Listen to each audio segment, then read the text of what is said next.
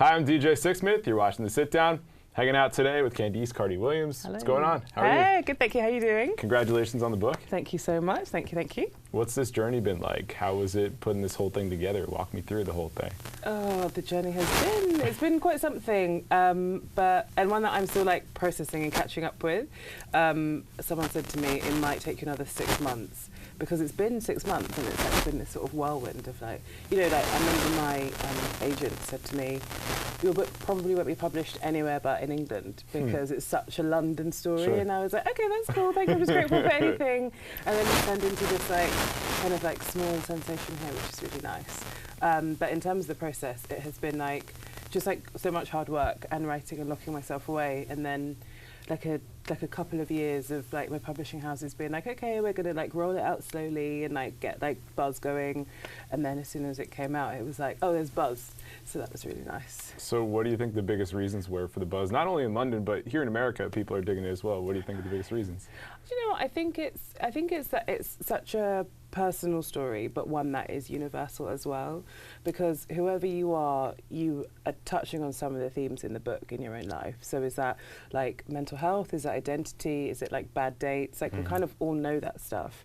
And so I think for most people it's really hard to pick it up and not find themselves in it in some way. Yeah, and just to have a new storyteller out there, you know, Yeah. because like you've been around publishing for a long time. You saw very similar authors, I'm sure. So what were some of the challenges in just making sure that your story did cut through amidst all of the great novels out there, and amidst also like a bunch of junk out there too when it comes to books? That is true. Oh, that's so mean. No, but it's like there's a lot of crap where you're just like, okay, it's another self-help book, or okay, we've heard this story, but it's like, this is a story that people should be checking out. This is true. I think I think the positioning was quite good. I think there was this interesting thing where people were saying it was a Black Bridget Jones. And then lots of people pushed against that. So there was like noise on both sides from people who were like, okay, that's nice, and people who were like, no. And so there's like two camps who are like making it like more of a thing because they're like arguing about what it is, which is really great. Which I'm sure you never imagined, right? That people are like going back and forth, trying to put you in one box, put you in the other. Like that must have been wild for you. It's totally wild. And like loads of the pieces, I remember someone wrote a Time magazine piece about how it was not like Black Bridget Jones. And I was like, whoa, like this is actually like a thing. And I felt really like weirdly guilty and being like, you know, but it's been like a nice thing, and there's been like mad support and mad buzz that I'm still trying to like my Instagram DMs are like a crazy place, but like in such a nice way, and I don't know how to respond to everyone, so I just panic and I just close it. Yeah, and I feel really guilty. But someone told me I should just like it and like double tap it. Yeah, you just double tap it. Just acknowledge that I've seen it. And I was like, but I feel like I should say like thank you and like how are you and like what are you up to? And they were like, no. You just can't engage with all those different people. No, it would just take too much time. But the fact that your book is hitting all these different people, that just goes to show that these are things we need to talk about. Identity, mental health. So what did you learn about yourself in all this? What was it like unpacking different parts of your life here? Wow.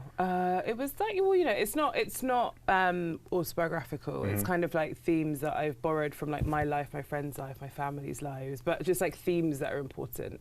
And so when I was setting out to write this, I was like, okay, this is going to be the year in the life of this Black girl. And there are so many things you know and understand and have lived about this. So what are you going to put in? And so the things that I guess what I've learned is that I have absorbed more than I realized. And like getting this out was like catharsis, because I was carrying like not just my stuff, but like stuff from like my nan and like her generation and my mum and that generation, like all of my friends.